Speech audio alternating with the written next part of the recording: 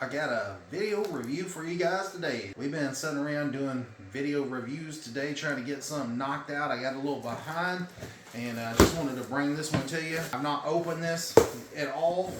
I just now cut the top out of it where I could get into it. But this one here is from a company you guys seen me review several of their power inverters. This one's from OUBOTEK. I just wanted to show you that's what it looks like whenever you receive it. This package will be on top. We just got through reviewing this Chigoi 3000 watt power inverter just a few minutes ago, and we left it hooked up. We didn't want it to be seen, you know, because we wanted to be respectful to this company. But we noticed when we opened the box, so this was still already sitting here on the table, but we noticed when we opened the box that this was a white case, and it looks almost identical to this one. And I got to looking at my reliable inverter in the other room in there that it's powering a portable air conditioner right now. But, you know, they all share the same case. Reliable, OUBOTEK, and Chigoi, the cases all look the same on them. So I don't know if they're all going to the same case manufacturer or if it's, you know, different companies going to Reliable and having them built, or I'm not real sure. But I just thought that it was kind of funny, the similarities in the case. I mean, if you look, there's a screw here and a screw there, a screw here, screw there, and then the vents here on the side, and then, you know, the layout is very similar. But this one here has a display on the top, which this one does as well, but your on and off button is here on the top on the OUBOTEK.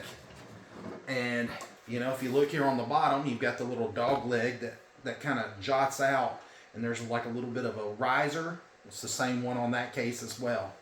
So this one here has the function where you can hardwire it in if you want. This one over here has it as well.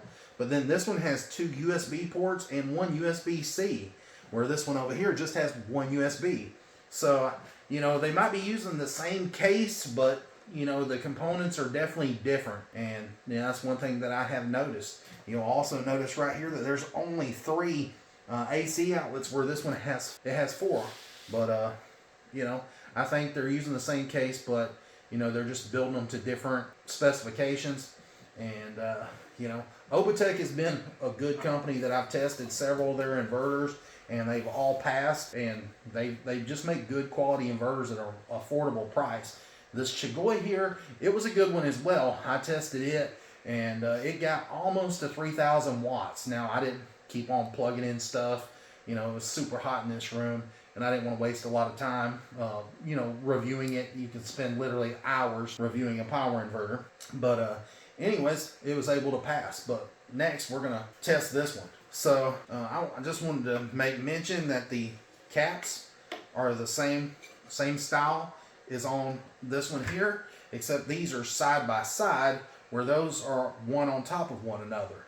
And I also noticed the case is a little bit taller on this one than this one. So, but if you look at the terminals, I'll go ahead and pull the caps off. That is an M6, same as that over there. On this side, you've got your hardwire, USBs, USB-C, and then you got a port right here where you can plug in this little transmitter, and it just plugs in and it transmits signal to this here and makes this wireless. Or if you don't want to use the wireless feature, you can unplug it, plug in the cable into there, and then plug the other part of the cable into the bottom, and now you've got a wired remote. This one here will just only give you the option of being wireless remote, just wireless only. It depends on what you like. And like I said, you've got the power button here on top, where this was a button. That one there is a toggle switch. So while they look alike, they're very different. They have some different features, and so I think what's happening is just different companies are, you know, using the same case and all that. So I just wanted to let you guys know. I thought it was pretty interesting. Now with the OUBOTEK, they give you this little sticky pad where you can mount your display. They give you this wrench. It's an 8mm and 10mm, and I always like getting the OUBOTEK stuff because they give you a really nice wrench. This ain't just some like cheap Chinese wrench. This was actually a really nice wrench. I'm not real sure on the branding. Tinelli. It's a really nice wrench. But then it also comes with a little grounding wire. It's got some ring terminals on the end of it if you want to ground the unit. And then you've got about 8, I believe it is, 50 amp bladed fuses. So you've got a little packet of those in case you have one blow out, you can switch them out. And then you have this little charging cable, and this is for the little wireless remote, and it is USB-A to micro USB. I wish they would get away from the micro USB and just go to USB-C, you know, USB to USB-C. It'd be a lot easier. And then you've got these cables. And come on, OUBOTEK, you guys know better than this. These are 4-gauge cables. These are only rated at 1500 watts max. You guys know better. Don't send this crap. I mean, I'd rather you not even send any cables than to provide this. But, you know, literally these are only rated at 1500 watts max, so don't try to hook this inverter up and run it to 3000 watts. It'll burn your damn house down. Truthfully, if it was me, I wouldn't even use them. I would just get some good quality New Concepts cables. These are the 1/aught, and you can see that these things are super beefy. They got 5,145 strands of oxygen-free copper, and the jacket is really flexible. You know, literally I don't have any problems with those. They actually make your power inverter run a lot cooler than using these kind of cables. These do nothing but just build heat and can cause a fire. So as far as the cable lugs, I recommend the Cell Term brand ones from Amazon. These are really thick, and when you crimp them on there, they're gonna hold. I've never had one of these fail, and you know, these are just good quality. Again, it's Cell Term. I'll put the name brand down below and a link to them. And you know, if you guys buy some of this stuff from the links, you know, I am an Amazon affiliate, so I get just a tiny bit of commission, but it's nothing to write home about. We do this just because we like doing it for fun, and you know, it gives us something to do on our weekend. We like making these videos. If we helped you out by making these review videos, make sure you like and subscribe, hit that notification bell down below. All right, so I just want to get you guys a weight on this inverter, and it says 12.3. But 12.3 pounds. Your measurement is 15 3/4 long ways, and then width, we're gonna measure it upside down because the legs kick out on it. It's gonna measure right at 10 inches, and then your height is gonna be 3 5/8 tall. All right, guys, so this is the part I always hate. I always jump. I'm a big chicken when it comes to this stuff. But before you make your final connection, you know, always use like a ceramic resistor. This one here is a 30 ohm, 25 watt ceramic resistor. They're like $10. I'll put a link in the description down below. But what you do is just take and you touch the bolt on the terminal there, and then you touch it to the positive wire, and you hold it down there for just a few seconds. And that way it charges those capacitors, you know, pre-charges them. So when you touch the wire together, hopefully it doesn't spark. But we'll see if this one sparks. If it does, I'll probably still jump. No, that one didn't. But, you know, the good thing about that is I'd rather pre-charge it with a capacitor than have it spark and risk blowing out one of those capacitors and, you know, causing a problem with the inverter internally. But the way that you hook it up is you put the flat washer on first, then the lot washer, and then you put your nut on last. Now keep in mind, when you're hooking this stuff up, be very damn careful, guys. It's, you know, when you use the wrench, make sure the wrench doesn't touch the case. I mean, you're not in a hurry. You know, this ain't a hot rod contest where you're building an engine. You got to do it in 30 minutes. You know, literally you're hooking up a positive and a negative, and you know, you don't want to cause a spark and short the inverter out, but you want to get them nice and tight. You don't want to blow them out and get them too tight and break them, but you can tell when they're nice and snug. And now should be able to come over here and turn it on, and it should come right on. So hopefully I did everything right. Might have to hold it down. Yep, got to hold it down for just a second before it turns on. But there you go. It says right there that it's 13.1 volts input and 18 volts output at 60 hertz. It shows that the battery is full, and that's not true because I just used it on the last test. Right here on the bottom, that's where your output wattage would be for the AC. So when I plug something into it, that should be close, but not really that accurate. it's going to be in the ballpark, but you know, I found that the displays are not usually that accurate. So your standby power consumption on this one was 8.5 to about 9 watts. And that's really low. I took and put on the clamp meter and tested it. And then I went over here to a website called Rapid Tables, and I punched in the information, and it tells you the wattage. So yeah, 8.5 to 9 watts, that's fairly low for a 3,000 watt power inverter. So I just wanted to show you the voltage. It says right here 119.4, and then it's 60 hertz, and then it says over here 119 at 60 hertz on the display. And then as far as the checking for the sine wave, I've got it alligator clipped on this side. I'm gonna probe it on this side, and you can see right there on the oscilloscope. I'll try to turn it more your way. You can see that it's a nice clean sine wave. There's no distortion in it. Now, before I get too far ahead of myself, I meant to check the case.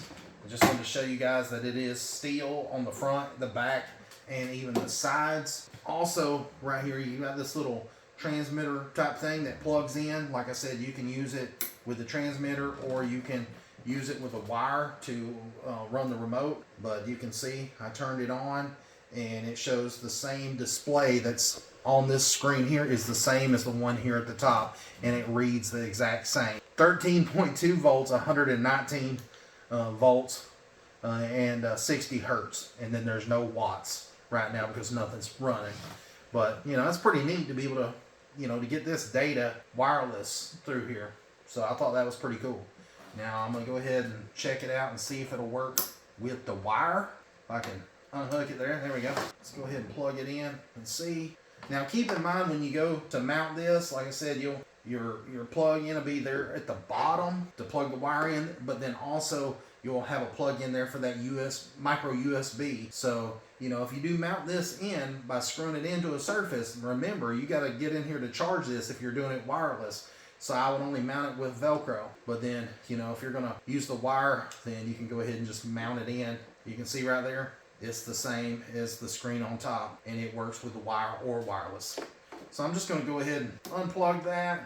Alright, so now we've got 2 watt meters hooked up. I had to use a little jumper wire over here to this one, and then this one's plugged directly in. I've got a space heater in this one, a space heater plugged into the side of this one, and we're going to go ahead and turn them on right now. Turn the temperature way up and crank it on high, and it should be rolling now.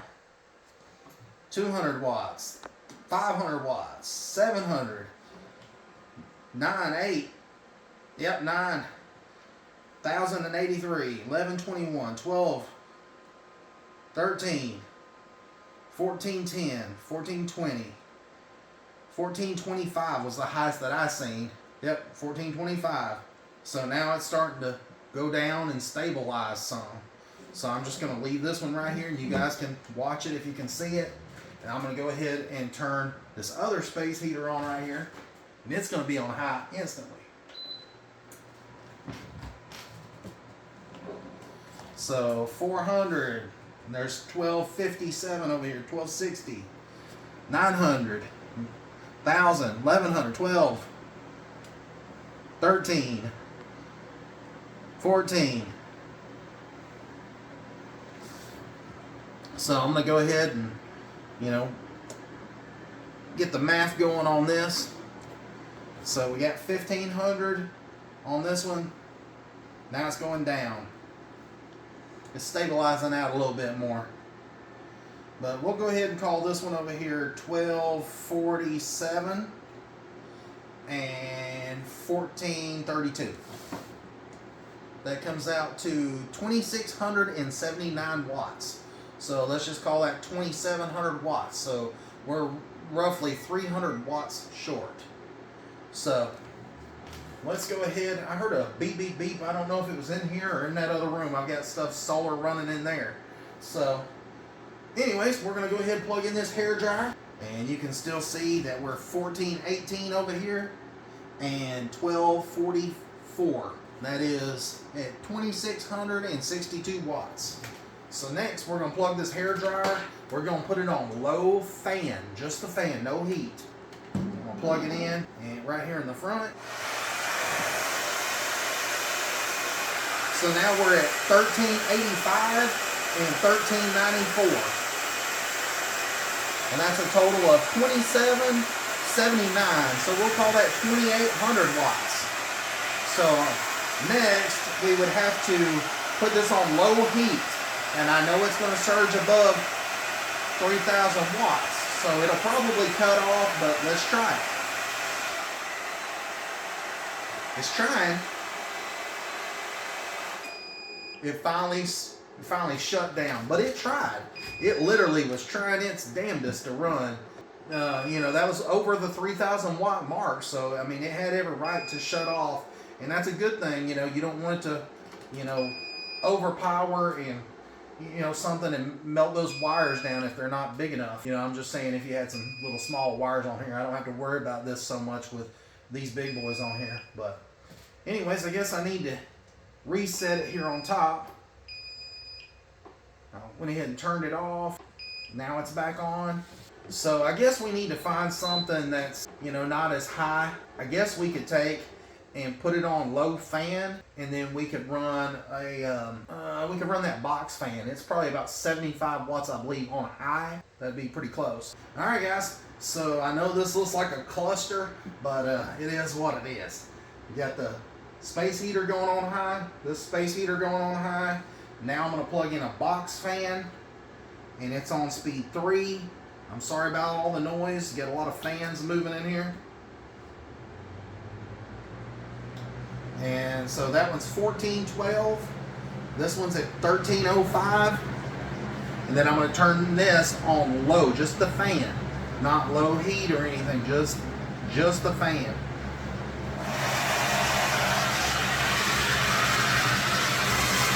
I'm going to set it in the floor. Oh. I guess I didn't give it enough time to stabilize out. That might have been my fault. Let me turn it back on. And again, it might be the inverter. We'll see. Let me get everything turned back on again. All right, so we got both heaters going. We got the fan in the floor going. Now the last thing to turn on is this, and again, I'm just going to turn it on low fan, not low heat. So right now the wattage is at 1420, 1418. I'm going to let it stabilize out just a few minutes longer. That might have been why it shut down. I didn't give it enough time to stabilize out. But then again, it could have been the inverter. Couldn't handle it. We'll see here in just a minute. I ain't going to try to pad this review and say that it could handle it and it didn't. We're gonna let it stabilize out a minute. So right there, it's at 14.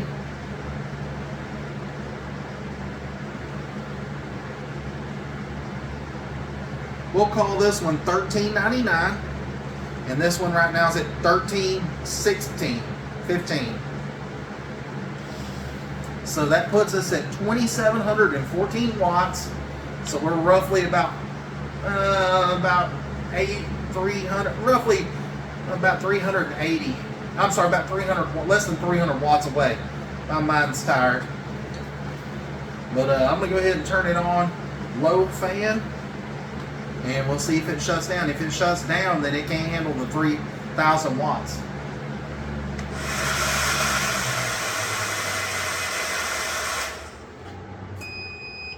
Yeah, I turned it off myself before it shut down, but yeah, you guys see that it was only able to handle about 2,700 and something watts.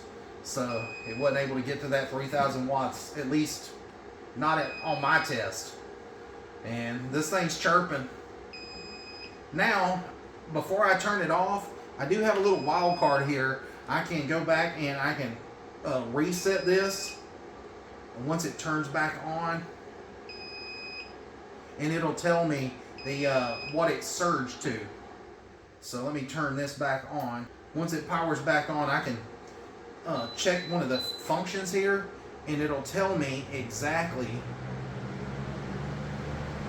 Sorry, that's that box fan going. This one surged up to 1,592 watts on high, and this one here surged up to 1,500 143 watts. So, you know, if you count the surge, you know, it was well over, you know, 3,000 watts. It was what, 3,134. So it was over the 3,000 watt mark. All right, so I gotta say we tried to get to the 3,000 watt mark, and we just couldn't make it, guys. I tried twice, kept shutting down. Now it shouldn't have shut down until we got up to about 3,000 watts and over. You know, it should have been able to get up to that 3,000 watts, but it just didn't. One thing that I wanted to point out, I said earlier that these screens are never really that accurate, and that's true. You can see right there it says 48 watts because I'm running the box fan right there on high. Now it says 60. It jumps from 48 to 60, and you can see right there. But if you look over here, it says 74.5. And I've tested this multiple times.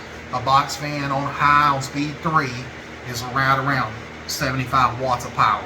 So, you know, these are never that accurate. I don't trust them. They're just there, I guess, to give you something to entertain yourself by. I would always use a watt meter, but, you know, it seems like it's a lot more accurate to me. But as far as the inverter being a good inverter, all the ones that I've tested from OUBOTEK have always met or exceeded the rated wattage. So this was a shocker. I thought for sure that it would at least hit the 3,000 watts, but we were close, guys. All right, so I've got it plugged into the USB-C port there, and I've got a cable here that tells you your wattage, and I'm gonna plug it into a Z Fold 2, and it says super fast charging, 12 watts, 15 watts, 14 watts, 15 watts. So it looks like 15 watts is what you're going to be able to get out of the USB-C port. So that's actually pretty good. You got super fast charging instead of fast charging. You got super fast charging. Now, as far as the USB port, I always recommend getting some of these lights. These are from VT Power. These only use 5 watts of power each, and in a power outage, man, this could really save your butt. And you can get a splitter that allows you to plug in 2 USB lights into 1 USB. But the good news is you got 2 USB ports here, so you got enough for, you know, quite a few lights. Now the power inverter is turned on, but I'm actually going to turn the power inverter off to see if these lights go off. And if they go off, then let's see here. Give it a second to shut down. Yep, they stayed on. That's good. That's exactly what you want. And I'll tell you why. Because that lets me know that it's passive. The DC power coming from the batteries goes through the inverter. The inverter does not have to be on. And if you're asking yourself, why is that important? Well, that's important because if the inverter is not on and running, it's not using power that it doesn't need to power that inverter to keep it turned on. So let's say you go camping or something like that, or using this off-grid and you're charging your phone, the inverter does not have to be on. So, you know, it's not going to take those 10 extra watts of just standby power to just charge a phone. You can plug it directly into the port, directly to your phone, or directly to the USB, and you're using 5 watts on this one, 5 watts on that one. And yeah, that's a good thing. So I like that feature, and we'll check it with the USB-C. It should be the same thing. This one should stay on even though it's powered off, but I'll double check. And it is. You can see that it's charging right there. So that lets you know that the USB-C is still on. If you look over here, my only other complaint is this right here. This little cap that goes over the area where you would do your hard wiring, it just come loose. Like there's nothing really to hold it there. Like it's just, there's some like little indentions right there in the plastic for it to hold, but it doesn't do a good job at holding there. Like it's like coming off really easy. So truthfully, if it was me and I wasn't planning on using that, I would just take and wrap some electrical tape around the whole thing and block that off so that cap don't come off. You know, you don't want some kid coming up and touching that and with a screwdriver or a wrench or something and getting hurt. So I would definitely wrap that up if it's not going to be used. So other than that, don't really have any complaints. It seems like it's a nice inverter. I just wish that they could have did the rated power, but it is what it is. You always get the truth here, and I hope that you guys subscribe to my channel because of that. I'll tell you what it is, no matter what. You know, I had an inverter company message me the other week and was like, "Hey, will you give us a good review and not sabotage us?" Like, what the hell do you mean by that? You know, it kind of pissed me off, and I was like, sabotage you? No, if you're looking for a free good review, I don't pass those out. You know, if you want to send me an inverter, I'll test it and I'll tell you what I think, but I'm not going to kiss your butt and tell you what you want to hear just to get a free power inverter. I've got a whole room in there stacked with power inverters to the ceiling, and I've got probably 30 batteries in the house. So it's not like I'm in need of a power inverter. I just do this for fun, you know, literally.